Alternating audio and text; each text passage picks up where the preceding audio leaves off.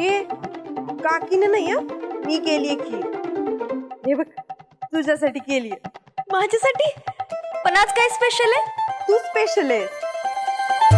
तू अग्नी परीक्षेला सामोरी गेलीस, त्या मोहितरावला जेलमध्ये पाठवलंस म्हणून तुझ्यासाठी केली. मी नाही पाठवलं, आदूमुळे गेलाय. आता आदू आणि तू काय वेगळे आहेत का? सगळ्या भावांना तुझ्यासारखी कर्तबगार बायको मिळो, हो की नाही काकू? तुम्हा दोघींची ना दृष्ट काढली पाहिजे, कायम लक्षात ठेवा. हे असे छोटे छोटे क्षणच ना आयुष्यभर आठवणीत राहतात. हिंदू, तू ना फार मोठं काम केलंय. तुम्हा सगळ्यांचा आशीर्वाद होता ना म्हणून करू शकले. नाही, हे क्रेडिट आम्हाला दे, पण ही खीर कुणालाच देऊ नकोस. ही फक्त तुझ्यासाठी केलीये. बर बर, तू बस तिथे. काकू तू पण बस.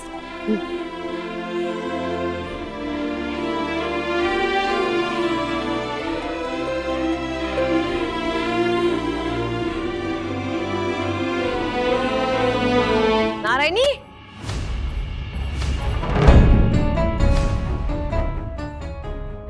कसला खीर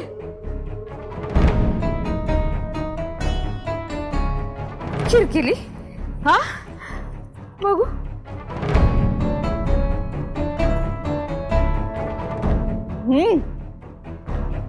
मस्त झाली. शकू, आज काय कोणता सण आहे का? नाही मोठ्या बाई, असंच. मग खीर छान झाली पण.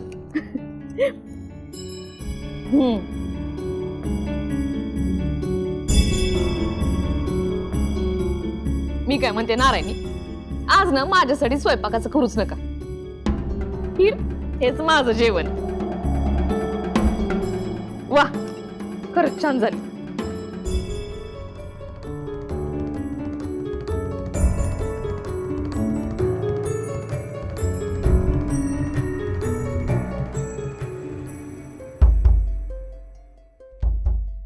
हेच घेऊन जात. हा,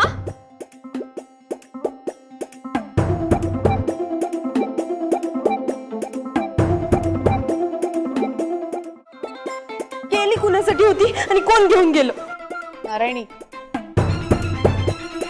आईबद्दल असं बोलू नये. अगं काकू, मग आई अशी का वागते?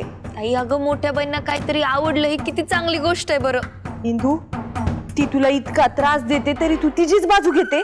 मग सासूबाई आहेत माझ्या, मी त्यांचीच बाजू घेणार. जाऊ दे, मी ना तुझ्यासाठी दुसरी खीर करते. थांब. नाही, तू केलीस ना माझ्यासाठी खीर, तर मी करणार तुझ्यासाठी. चालेल, मग मी ती घेऊन जाते. काकू, त्यापेक्षा आम्ही दोघी जणी सगळ्यांसाठी खीर करतो.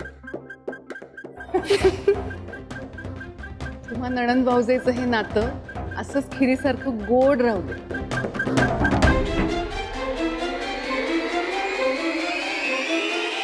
कान्होबा, या अग्निपरीक्षेच्या प्रकारात आपल्या इंदूनं खूप सहन केलं. तुम्हाला सांगतो मास्तर, इंदूच्या जागी दुसरं कोणी असतं ना तर मोडून पडलं असतं, मोडून. एक बाई सगळं सहन करू शकते, पण तिच्या चारित्र्यावरचे आरोप ती अजिबात सहन करू शकत नाही. आणि या मोहितरावांच्या गुंडांना लाज वाटायला हवी होती आपल्या इंदूवर असे आरोप करताना. ते तर बोलून चालून नालायक आहेतच, पण आपल्या गावातील माणसं ते पण बोलले नाही ना तिच्या सपोर्ट मध्ये. कमीत कमी तिच्या मागे तर उभं राहायला पाहिजे होतं ना. खरंय कान्होबा. माले मास्तर, आम्ही फक्त नावाला शिकलोय. व्यंकू महाराज म्हणतात ना, विवेक याची संगती आवडत नाही आपल्याला. तसंच आहे. अहो, ते सोशल मीडियावर किती खोटं खोटं आणि सगळे ते घाण घाण लिहून आलेले. लाज वाटते. हो ना. आणि इंदू तर इलेक्शनला सुद्धा उभी नाहीये ना. विरोध करायचा तर त्यांना करा ना, अधोक्षज महाराजांना. आणि विरोध म्हणजे काय?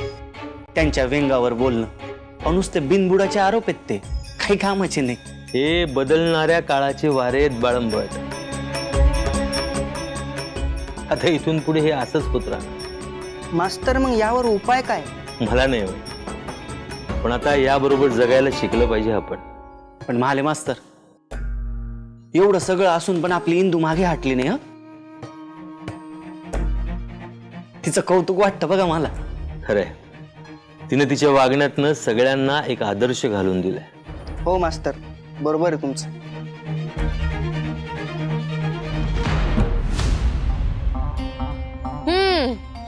चला आजचा तास एवढाच बस. म्हणजे आज सुट्टी? फक्त आजच्याच दिवस हा. रोजच लवकर सोडताय असं नाही म्हणायचं. पण इंदू मामी, आज सकाळी शाळा उशिरा भरली आणि आज लवकर सुटणार. मग काय, तू आजचा एक स्पेशल तास विसरतेस. कोणतरी गोष्टीचा तास, गोष्टीचा तास, गोष्टीच्या तासाला सुट्टी नाही, गोष्टीच्या तासाला सुट्टी नाही. थांबा. ओके ओके ओके ओके ते टोके.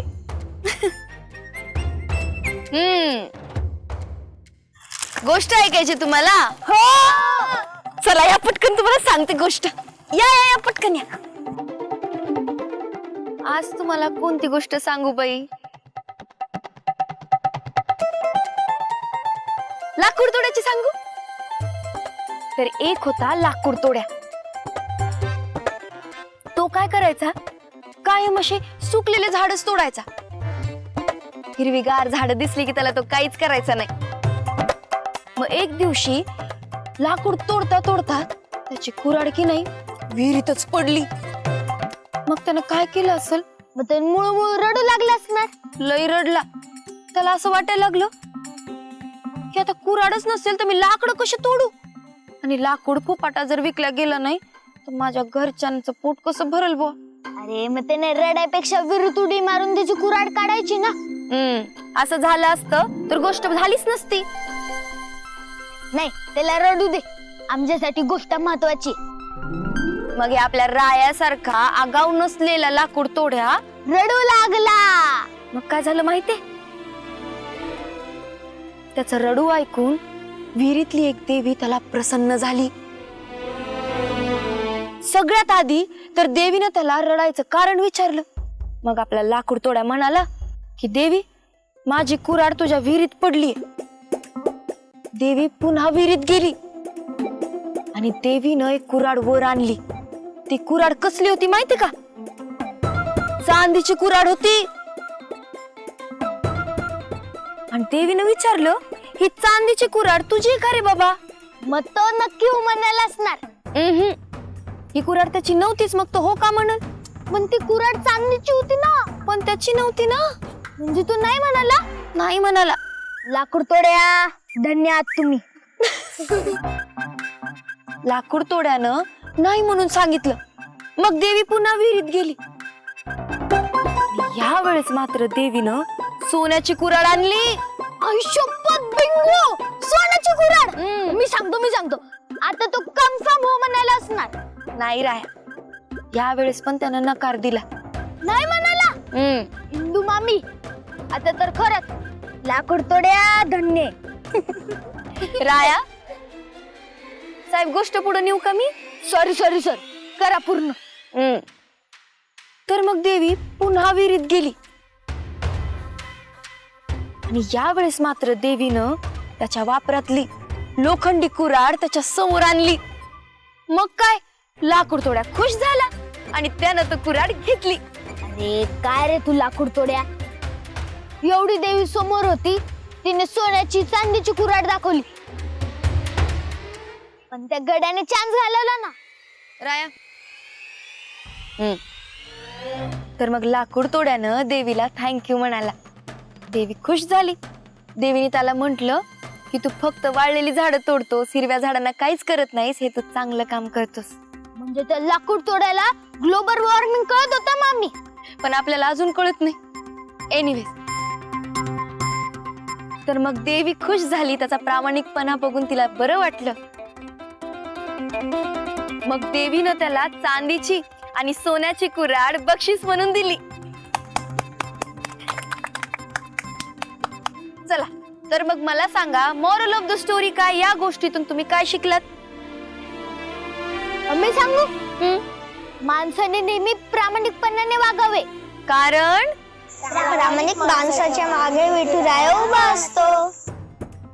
जशी इंदुताई अग्निपरीक्षा द्यायला गेली होती, तिथे पाऊस पडला. मी अंकू महाराज पण म्हणता की विठुरायामुळेच हे सगळं घडतंय. बरं चला, आवडली का गोष्ट? हो. चला, फायनली गोष्टही संपलेली आहे आणि शाळाही संपलेली आहे. पळा पळा पळा.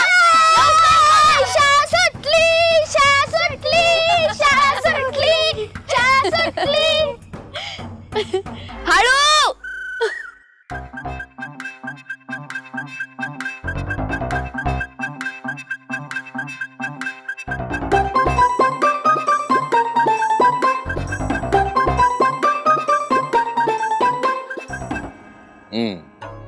पण अहो बरं जरी वाटलं ना तरी औषधांचा कोर्स पूर्ण करायचा. अहो काय आहे, 2 डोसेस मध्ये ताप जर कमी झाला असता तर 3 दिवसांच्या गोळ्या कशाला लिहून दिल्या असत्या मी? काय मी पुरा करतो कोर्स. करा, आणि काही वाटलं तर दवाखान्यात या दाखवायला. डॉक्टर तुम्ही आहे म्हणून आधार आहे बघा सगळ्यांना. विश्वास आहे ना माझ्यावर? हो मग काय डॉक्टर. मग याच विश्वासानं मला मत सुद्धा द्या. गावाचा कायापालट करून टाकेन मी. हो. ही गोष्ट सगळ्यांना सांगा.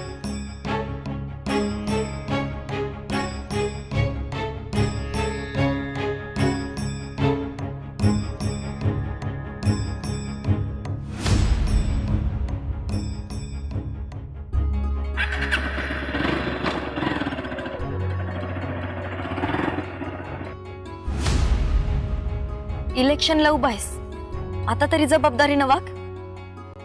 रस्ता सोड माझा. गंमत केली हो मास्तरीन बाई. निघालात का शाळेसाठी दारोदार हात पसरायला? मला भीक घाला, मला भीक घाला. त्याला भीक नाही, देणगी म्हणतात. तू पण देऊ शकतोस. दिली असती पण चिल्लर नाहीये माझ्याकडे. चिल्लर लोक चिल्लरच विचार करतात बघ. टोचून बोलतेस ग इंद्रायणी. सगळ्यांनाच नाही रे गोपाळ, काही लोकांचं वागणंच तसं असतं. काल मोठ्या बाईंच्या सुनेनं चांगला तमाशा केला की मनपात. ज्यांनी केला तो जेलमध्ये होतास ना बघायला. बघितलं मी, पण काय मी जरा दुःखी होतो. माझा एक पेशंट कमी झाला ना पावसामुळे. हा म्हणजे तो लोखंडाचा तापता गोळा हातात घेतला असता आणि निखाऱ्यांवरनं चालला असता तर तिलाच मलाच करावा लागला असता. त्याचं काय ना गोपाळ, माझा विठुराय ना वाईटापासनं मला 4 हात लांबच ठेवतो. अग्निपरीक्षेची सगळी स्टंटबाजी फक्त अधोक्षतेसाठी होती ना.